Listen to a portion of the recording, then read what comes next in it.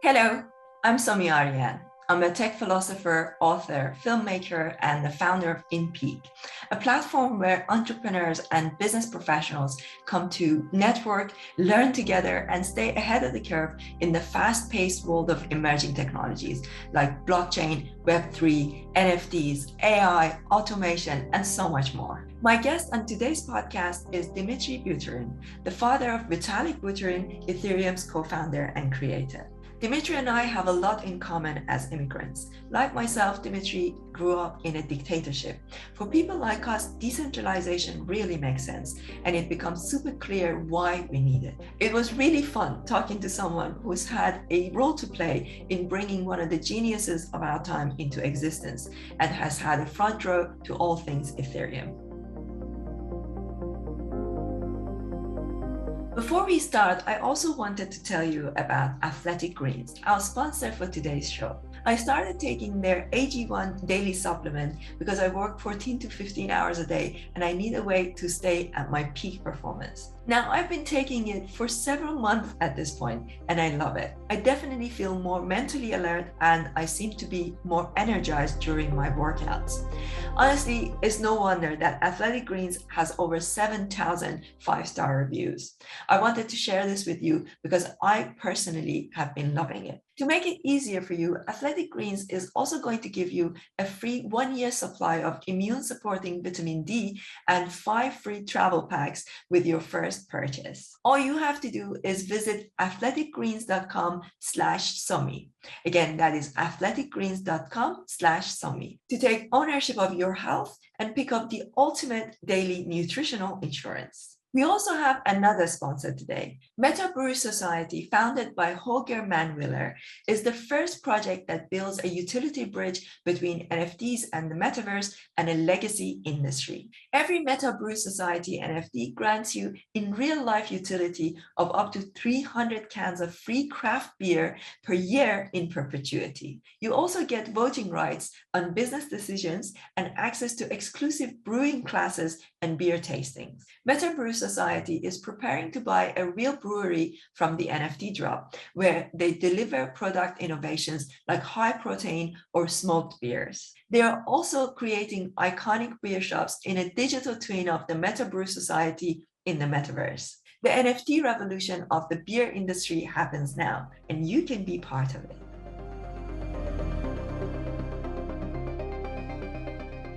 I listened to your podcast interview on Bankless, and I really wanted to talk to you for so many reasons. Originally I come from Iran. I grew up in Iran actually. So I came to the UK when I was 23. So I have a lot of things in common with your upbringing and what you discussed, on the podcast. And a few things that you mentioned, and actually I made some notes here. So a few things that you mentioned were so close to my own experience. So you talk about how when you were growing up, where you had to do these things where like you would chant about the government, how great the government is and how, tell me a little bit about that, because we used to do that at school, and they got us to chant, death to Israel. I mean, basically from the first grade, I think, right? We were indoctrinated into this whole system of saying that our country is the greatest. They're Lenin, who is actually now, I understand, as one of their worst, murderers the world has ever seen, and he's our whatever, he's our saint, and we are the best and stuff like that, right? And that's been going on since the first grade, and all the portraits, all the propaganda, right? And there was very little information coming from outside. It was all self-contained, right? And it was really fascinating to see all of that. And basically, by the time I was a teenager, it was also pretty obvious that this is just a lot of bullshit. And this was also very interesting for me to see how the Soviet Union fell apart. And now to see Russia now going back to basically the same place, just a different crazy mix now with added religion. Because when I was growing up, religion was also a bad thing. Like, the only religion was their socialism and communism. And now it's a crazy mix of who knows what, the Russian Orthodox religion and patriotism and just overall craziness. Very cyclical, and I could never have imagined that Russia would go back to what I have already witnessed. And then now I come across all these videos and pictures of Russian kids in kindergartens, singing patriotic songs and basically saying with posters that with things like "kill Ukrainians" and "we will win" and stuff like that. So but this is how this happens, right? And obviously Iran and Soviet Union and some other countries who have went through that, and it's North Korea, right, been doing this for a long time. So it's very painful to watch that, but that's also one aspect of what life is. So I'm glad that you got out of that, and I'm happy that I was able to get out, and all of my relatives are outside of that place. Yeah. So two things I want to ask you. So of course, me and you, we were both very lucky that we got out. But there are a lot of people who live in those environments, and not everybody can get out. We've been very lucky. Not everybody can get out, but there are a lot of really amazing people in these environments that have got great ideas, but those ideas can never come to fruition because they are living in like a swamp, essentially, right? Like when you live in a place like that, it's very hard. Like there's no way I could have done the things that I've done. When I came to the UK, I actually created a death metal band. I was in a death metal band for 4 years. Back cover of Metal Hammer magazine, Kerrang magazine. We did, toured Europe and the UK, and it was really interesting to be able to actually scream and express the frustration, right? Like these are all the things, and then of course, then I went and I studied in St. Andrews University, got 2 master's degrees in politics and philosophy, and then went and into media, created my own first another company. Now this, in peak, the platform I'm building. There's no way I could have done any of these things. So what would you say, Dmitry, to people who are living still in those environments? Obviously, it's not like there's it's a difficult situation, no question about this. And I know a number of people, friends in Russia, who are really struggling and suffering because they trying to protest and they cannot protest because they've been fined, they've been to jail and stuff like that. I also know a number of Iranians, especially people who are NFT artists, right? And they also like in a very difficult situation. One thing I have to say is that still the world, the technology is marching on. And I think that the things that we're doing with Web3 is exactly one of the important tools to help us move forward despite all of that stuff, right? Because I think that now with the technologies like VPNs and NFTs and crypto, somebody living in a crazy place with dictatorship like, Iran or Russia or whatever, they can still access the world economy. It's still possible to find information, access information. It's still possible to actually work for some DAO or for some other organization outside of the country. It's possible to get paid. I don't know about the station in Iran, but I know that, for example, in Russia, people can exchange crypto into local currency, right? So they can earn crypto. So it means that in a way, we used to live in this, societies which had geographical borders, and we still do have that, right? But the thing is, like, we also are becoming much more of world citizens, right? And it's becoming much easier for you than to find people who think like you, who want, if you want to work on stuff that resonates with you, you can do that, right? It's a little bit, it is harder, no question about this, because, we still are animals. We're social animals. We want to connect with people. We want to see their faces. We want to hug them and all of this stuff. And sometimes it's now harder for you to connect with like-minded people in your own, city, in your own country. But you can still do a lot of that stuff online, right? And obviously, it is harder, and you have to follow the precautions and safety protocols. But personally, for me, one of the important aspects of Web3 is the ability for people anywhere to engage with the world outside of where they are. And I think it's wonderful, participate in the world economy. It's like I spoke to this, I remember I was speaking to this teenager in India, and he created this, NFT project, and he made $1 million and all of this stuff. It's all possible, right? And I have some friends in Iran who are NFT artists, and life sometimes can be hard for them. Like, he was trying to see his girlfriend who is in Turkey, and it was really hard for him to not be able to see her, but he's still creating his art. He's still able to sell his art, to make some money, to support some people outside of Turkey, outside of Iran, by sending crypto. So for me, that's at least a step in this direction. When I was growing up in the Soviet Union, for me, a tiny window into the outside world was my ability to listen to radio stations from outside of Russia, right? And they were being jammed, but I was listening to Voice of America. Too. Yeah, me too. Voice of America and BBC. Yeah, exactly. BBC, yes. In BBC, yeah. So it was like, it felt very scary and exciting, and to get a glimpse of that, right? And at least there is a bit more of that, right? So that's what I'm thinking.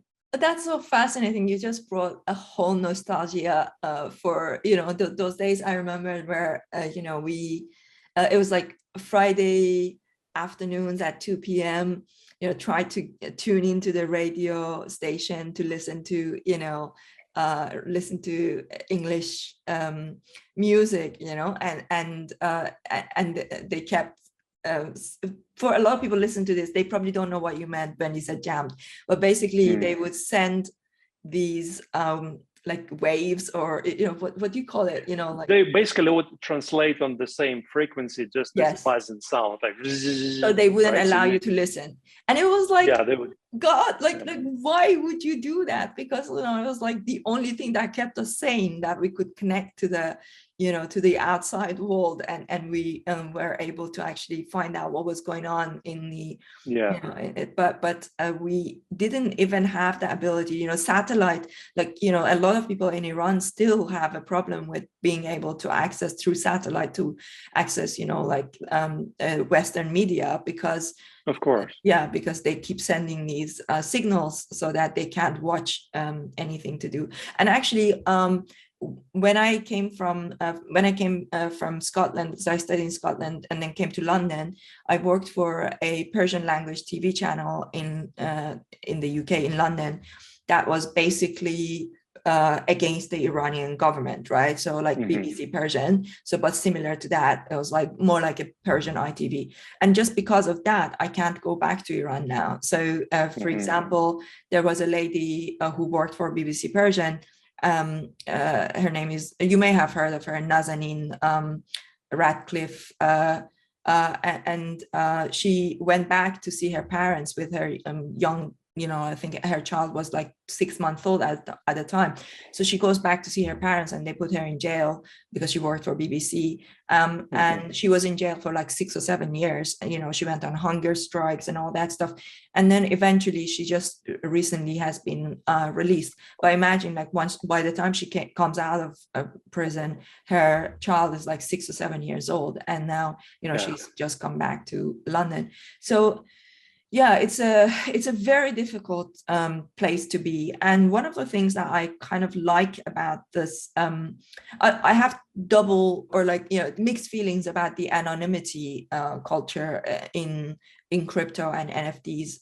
But I think that for people who live in those kinds of areas, it's very helpful for them to have this ability to be anonymous and just like use their wallet to be able to connect it to the web, because it's very hard. Like technically, let's say if somebody lived in Iran, because Iran is under sanction, it would be very hard for us to work with them, to do anything with them, but at least if they are anonymous, they can still connect their wallet, they can still go in and work in DAOs, and nobody cares who you are, where you are from. So That's one of the things that's that's kind of positive. Speaking of anonymity, so you are Vitalik's father, who is one of the most prominent figures in the crypto space. And of course, then we have Satoshi, that is pseudonymous, so nobody knows who they are, right?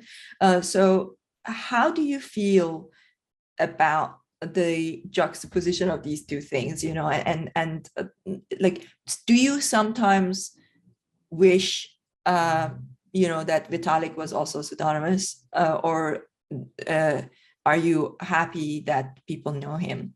Do you ever worry about him in that sense?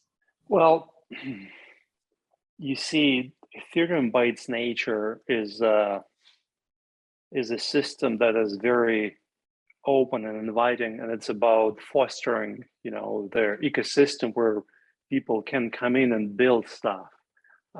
And Bitcoin is a very different, much more, if you will, culture of like us against the world. It's like the world is bad, but we have this wonderful ideal creation, and we will fight the world, right? But Ethereum culture is very different. It's more like, hey, we're building this cool new platform technology that can help the world, and let's come on in and let's build more stuff, right? So it's much more open and human, if you will. And because of that, like, I don't think that, that's one aspect of Vitalik being well known. That's also an attraction for many people in the ecosystem, right? Because there are lots, like, again, very grossly oversimplifying, right? But when you look at Bitcoin people, there are a lot of people who are like libertarians, and I own a gun and I will fight the government, I will resist. And I understand that, because like I would say that I generally resonate a lot with libertarian values. So rather I would say with freedom, because growing up again in such an oppressive environment as Soviet Union, I place very high value on freedom.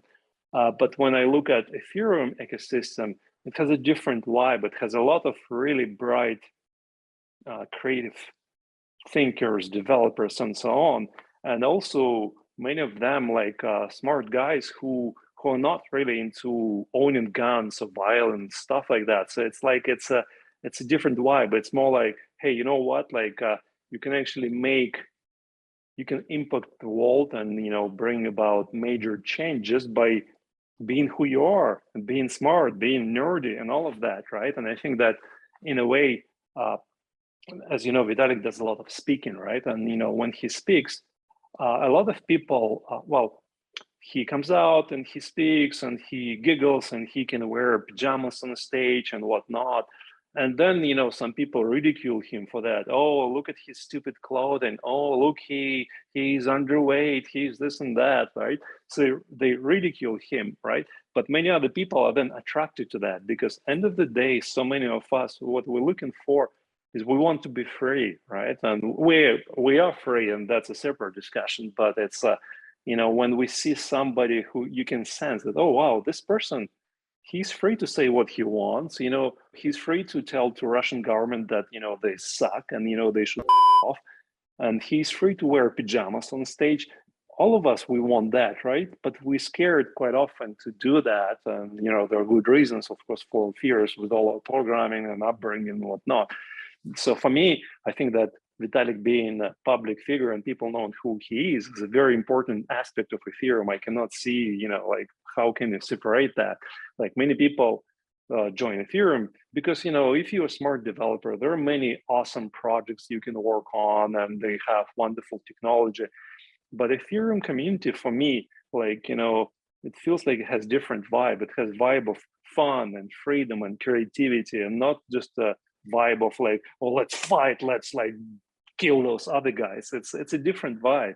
I totally agree. Like when I was, look, I hold BTC and ETH in my portfolio, and I also have a lot of Ethereum based NFTs. So, and as I mentioned before we started recording, I'm also building our own NFTs on Ethereum. So I would say that, I'm pretty much equally invested in both, maybe a little bit more in Ethereum because of, a lot of the work stuff is related to Ethereum. I use ETH a lot more, whereas with Bitcoin for me, and when I say Bitcoin, I mean BTC, is, something that is, I use it more of a store of value. It's there for for future.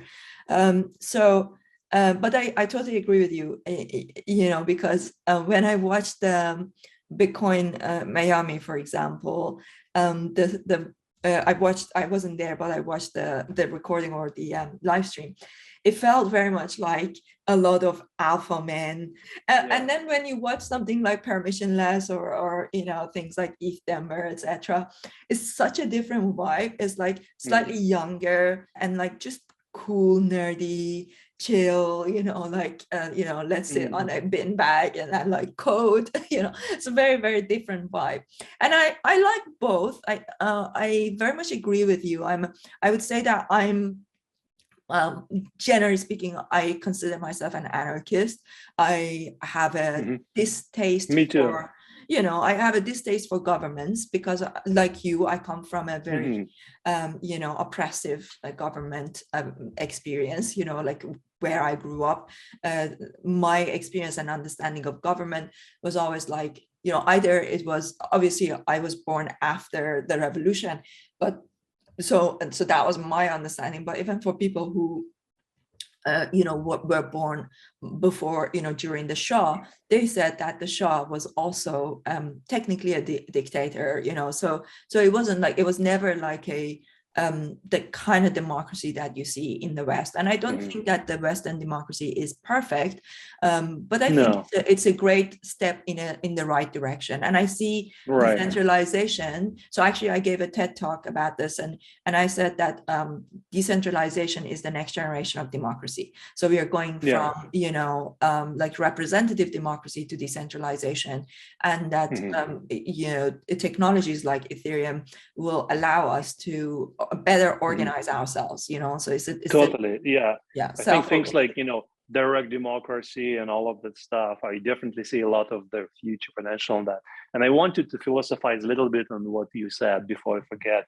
It's like, again, like Bitcoin is a wonderful invention, right, which really started this whole crypto ecosystem, and it was created as to counterbalance the centralization of power or authority, including management of money by governments, many of them who turned out not to be worthy of our trust, right? But it's really interesting that, again, like if you think about this, the concept of centralized governments, it's like, okay, we know what we're doing, we're strong, it's only our thinking that is correct, right? And if you look, for example, currently at the invasion of Russia into Ukraine, it's the same. Like Russia is like posturing, we're strong, we will fight, we will win, and stuff like that.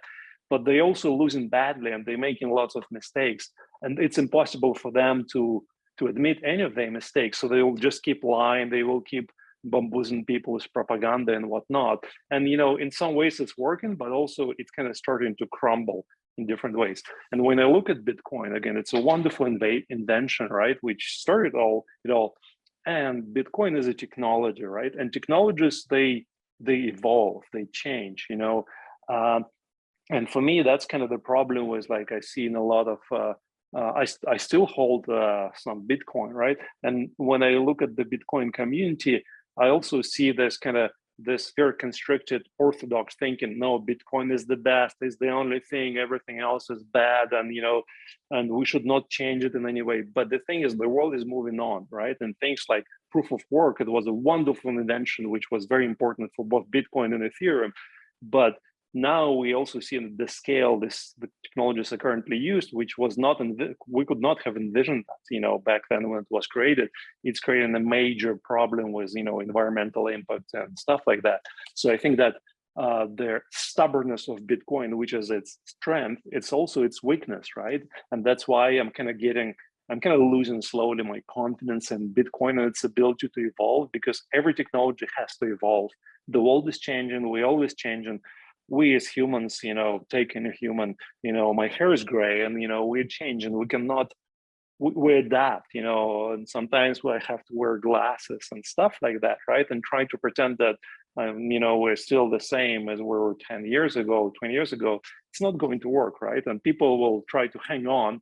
But I think like when we get stuck on a particular idea and we stubbornly refuse to change, at some point their change will happen and it will be more painful, right? And for this reason, I really like how in Ethereum community, there's much more openness in terms of discussion. Oh, here's the problem that we have. How do we solve this? Oh, here's a mistake we've made. Here's, the promise that we've made that was, over-promised in terms of timeline, stuff like that. And being the ability to admit one's weaknesses and mistakes and problems and faults and stuff like that, I think it's like for community is a very important, for any human being is a very important aspect of being a happy, more peaceful human, more adaptable to your environment. So that's what I think about all of this. Yeah, I definitely hear you on that. That's why personally, look, proof of work is very attractive to me in many ways. I can see the value of it. I hear their argument, and I can see what they're saying when they say, proof of work is essentially, it's a way to literally turn energy into money, and that's an attractive thing. That's interesting. Yeah, I think that's bull, by the way. You think? I think okay. It's a metaphor that is totally improper, because it's not turning energy into money. Like, why? It's just an algorithm to keep people honest, right? So as we decentralize to solve their what's called the Sybil resistance issue, then we trying to do our best to make sure that their miners, validators, whatever the particular technology calls them, are selected at random, right? And proof of work is a way for a particular participant in the ecosystem to signal their commitment to the ecosystem. But the reason the energy is spent is because the particular algorithm that is used to validate the investment to this is very inefficient. Again, it was wonderful at a certain scale, but it's inefficient. So again, like when I look at all the research that's been done in the last 10 years and the practical stuff and the experiments and whatnot, okay, now we have proof of stake that is delivering the same, like, why do we need those algorithms? We need them to protect their system from being breached, from fraud and stuff like that, from censorship.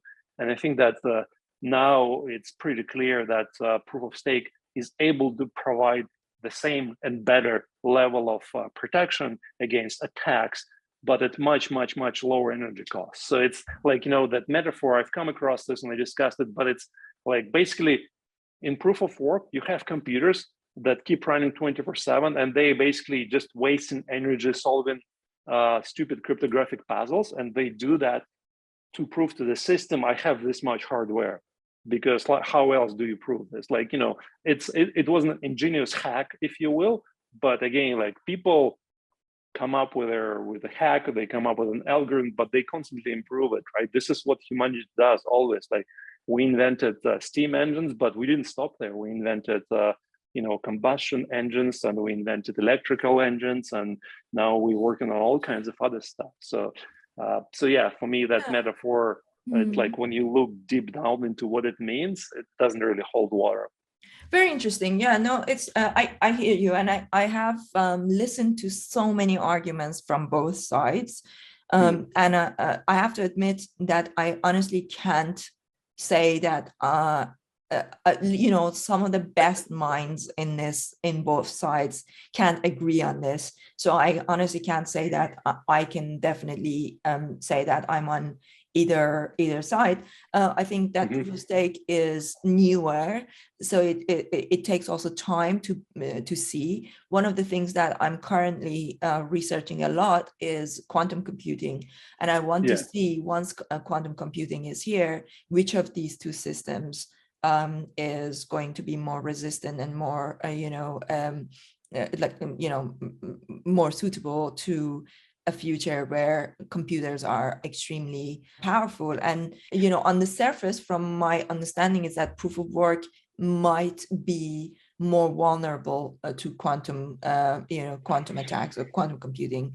But I don't know for sure, and this is something that I'm researching right now. So I do need to get some people who are, more deeply involved in quantum computing to comment on that.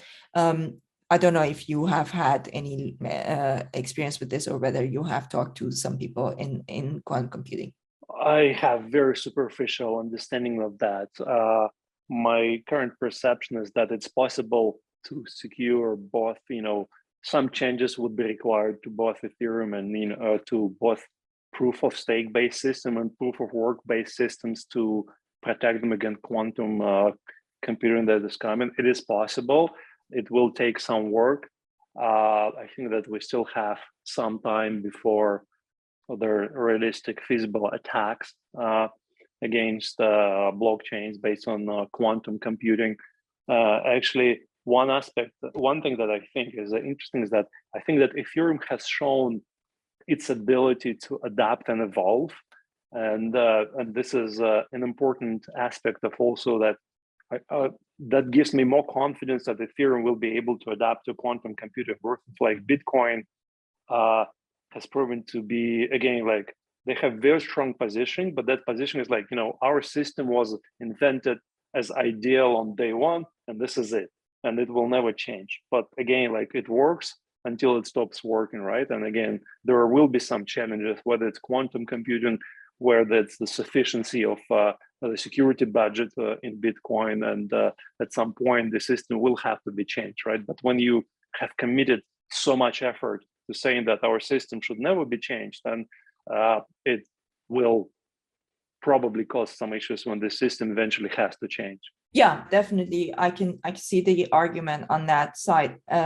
So for now, what I'm doing is I'm just holding both, because I don't know the answer, right? So I wanted to talk to you a little bit about. So as you know, I essentially refer to myself as a tech philosopher. I studied philosophy, and I think a lot about who are we, why are we here, and what life is. I can tell you all that. Yes. Yeah, I know that that's something that plays a lot on your mind, so we can talk a little bit about that. So I do meditate. I know that you talked about this with David Hoffman, and I do like Sam Harris too. There are some things that I don't always agree with him, but in general I do like him a lot, and I know that you're a fan. So from all of this time that you've been thinking about who are we, why are we here, what conclusions have you come to? I mean, for most people, my conclusions would not make any sense. We're not here, we are life. I mean, life is all there is. And most people, they live in the illusion they can find a way to control life. And the mind is very tricky this way, because when things, it looks like, again, I believe that the human being in every situation always does its best to react to the situation the way they can, based on their upbringing, based on their genetics, based on the current circumstances, based on the current states of their environment and stuff like that. They always make the best solution. And like sometimes people look back, oh, I made a mistake. I don't believe in mistakes. It's like, back then, that was the best option that the organism could take. And now the option would be different. And the thing is like, so when human beings desperately always trying to find control, they're always trying to find that elusive happiness, because there is this concept of happiness. Most people care that this is some state when I'm constantly blissful and loving and accepting and all of this, and then they try to find that state through many different algorithms by pursuing achievement, money, relationships, sex, kids, meditation, and all of this stuff. And it cannot be found in any of these things, because life is not that way. You can be meditating the shit out of every day, and then Putin will press a stupid button in his bunker and he will destroy the world with nuclear bombs, and all of your meditation will not change that, right? And and then, you know, you can meditate or you can have lots of money, and then you get sick, or a person close to you gets sick, and you lose somebody close to you, and then you cry, and there's sadness, there's grieving, right? Humans, we cannot run away from that.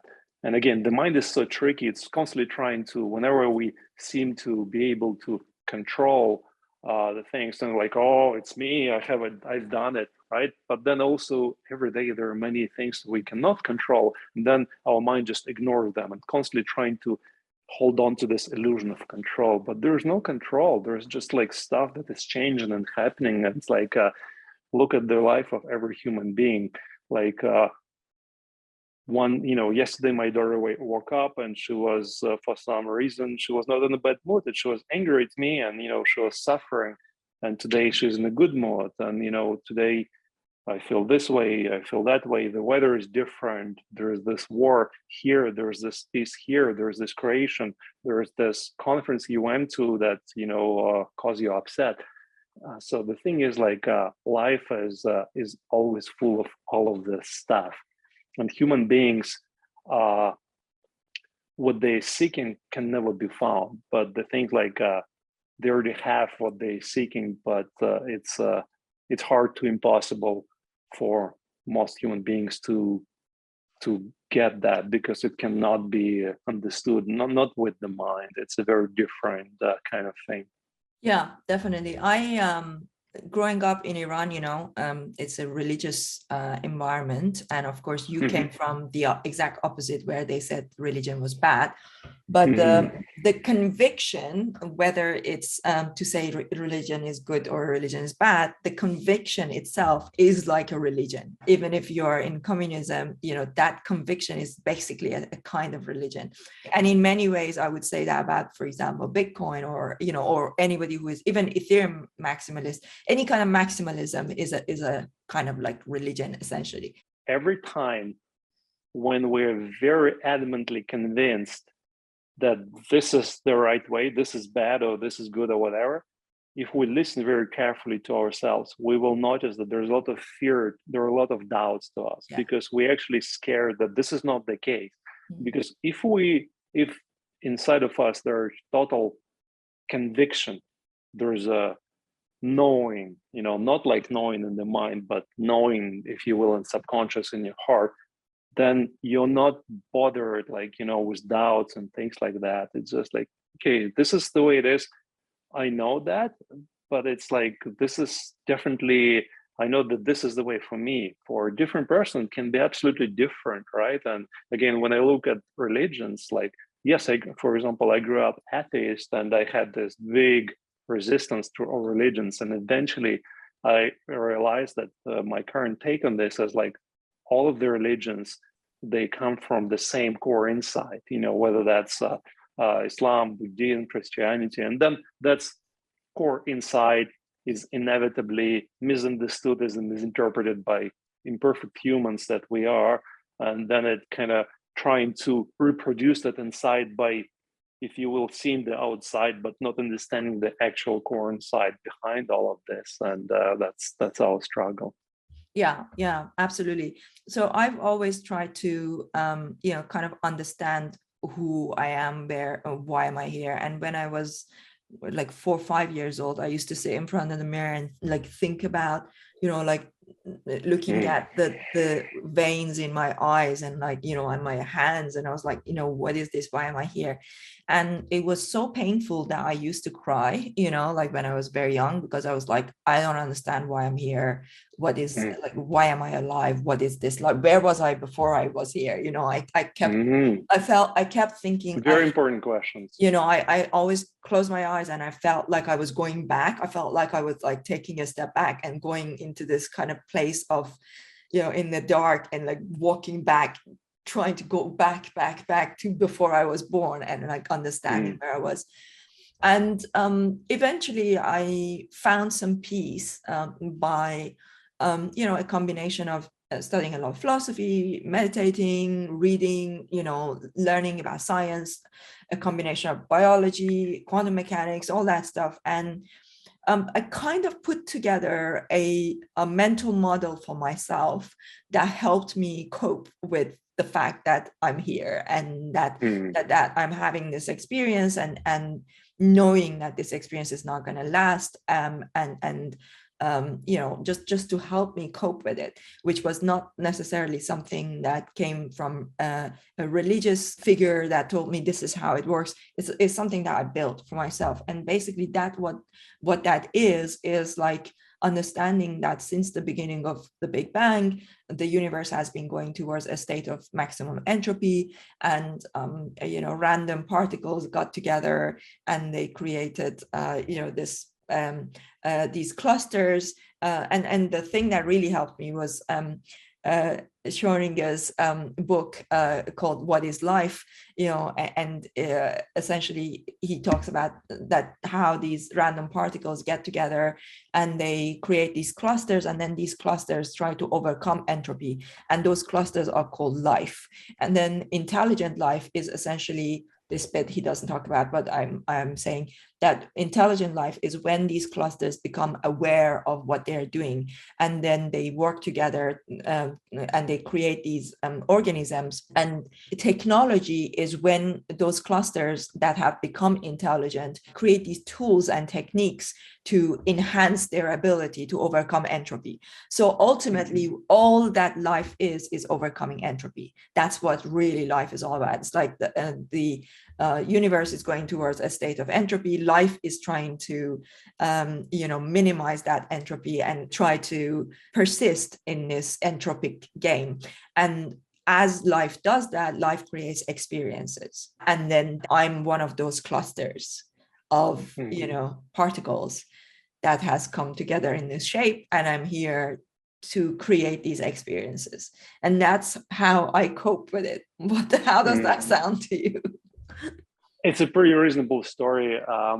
If you want, I can send you a document that I wrote some time ago, but it's kind of similar, thinking through about this stuff. But I'll tell you this: awareness is the way I think about this is modeling. So this cluster, if you will, is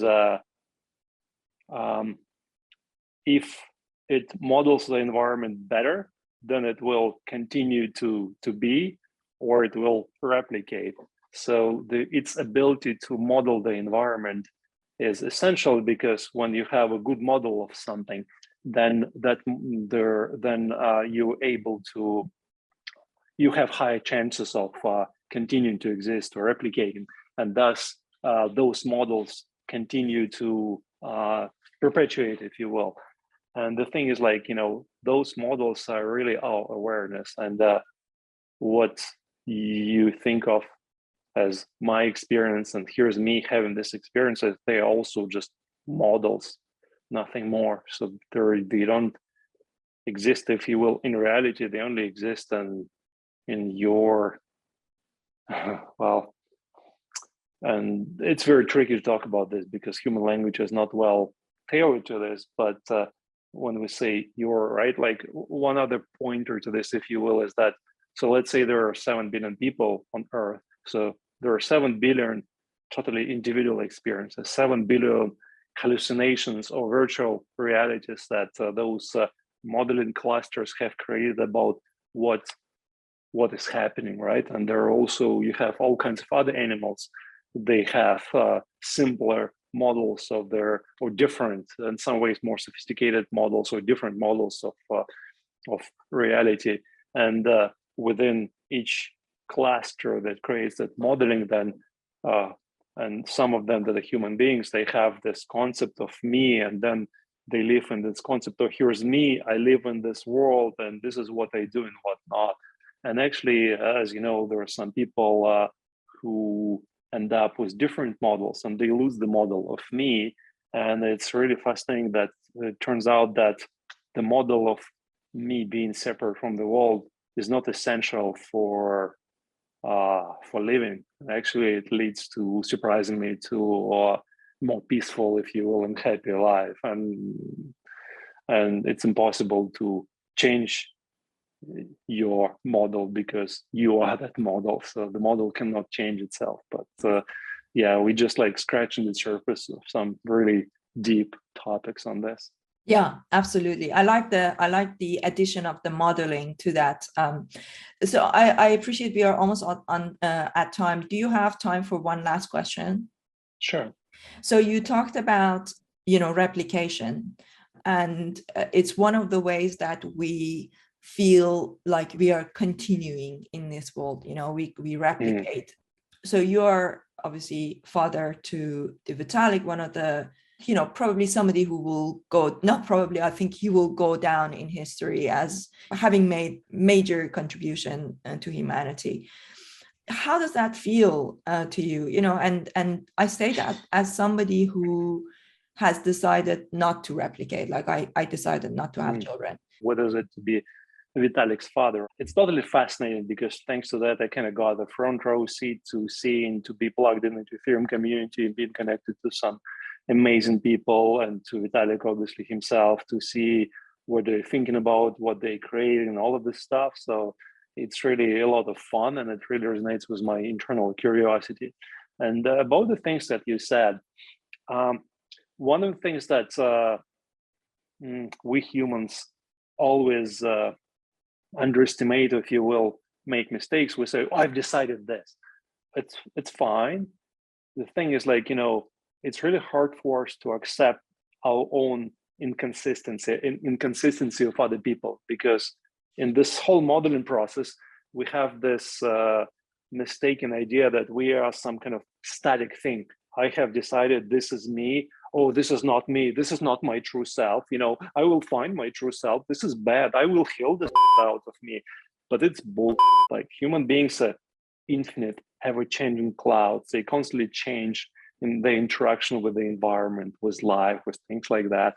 So every perception of ourselves, it's all part of us. But also when we open to the fact that what we have decided can change the next moment, then life becomes much easier, because we can have total conviction. Right now, this is my decision. This is what I want. Tomorrow, who the hell knows? Maybe tomorrow I'll wake up and want to have 10 children and stuff like that. Who knows? Being open to that ever-changing flow of things. That's one aspect. And yes, bringing, human beings. Besides Vitalik, I have 2 daughters, so I have 3 kids. And bringing human beings to this world, and then helping to nurture them and help them grow, and all of this stuff is there's a lot of challenging. I basically, in that human, in the metaphor of human growth and development, running your own business, being in a relationship, and then having 3 kids is some of the major tools that trigger you, and that leads to some of the biggest growth that you have, right? And one last thing is, I have to say, is that I have this amazing friend that I've known for about 15 years, and he used to have a decision. Yeah, I never want to have kids, this and that. And then he went through some big transformations in the last 5 years, especially. And he just recently sent me a message that they expect him, right? And he's going to be a father. And it's a big shift, right? And, again, like that openness to things constantly shifting or not, right? So for me, it's like people constantly argue, oh, is it good to have kids, or is it good or bad? Is it easy or is it hard? Well, it's everything at the same time. And it's like having a child, being a parent. There's a lot of love, there's a lot of joy, there's a lot of excitement, there's a lot of pain, there's a lot of fear, there's a lot of sadness, there's a lot of other stuff. And it's uncontrollable, right? And our mind thinks that, oh, I have decided that things should be this way, and now this will keep me in this emotional state. And the universe will say, you, like, your emotional state will change. You will experience sadness, you will experience happiness, you will experience joy, you will experience fear, you will experience so many things. And then you will die, because you're a human being with all of this stuff. And there are no decisions that can, keep you in this way. And you can go to caves, so you can go to Burning Man, and you will have all kinds of experiences, but experiences will keep changing until they stop changing. Yeah, that's true. Well, so far I haven't wanted. Yeah, Yeah. sure. Why not? Yeah. Well, this has been a lot of fun. It's been a really fun conversation, and I hope to have you back. I'm a big fan of what Vitalik is building, and I know that, look, you can't keep everybody happy. People have got different opinions and different agendas. Oh, we cannot even keep ourselves happy. Yeah, that's right. What about others? Yeah, exactly. But it's definitely something impactful that is being built, I say that as somebody who generally keeps an open mind to things changing, things nobody knows for sure, like what is the final state of any of these technologies, and whether there is any final state. I think there's no final state. Yeah, we are constantly moving and changing. But thank you for bringing him into this world. Playing a part. Like playing your part. Playing your part. Thank you. It was great to talk to you. I hope you enjoyed this conversation with Dmitry Buterin. It was a great conversation, and I hope to speak to him again in the not so distant future. If you enjoyed this podcast, please subscribe to it on Apple, Spotify, or any other one of your favorite podcast channels. And don't forget to give it a 5-star rating and write a review. The full interviews are also available on my YouTube channel, The Somi Arian Show.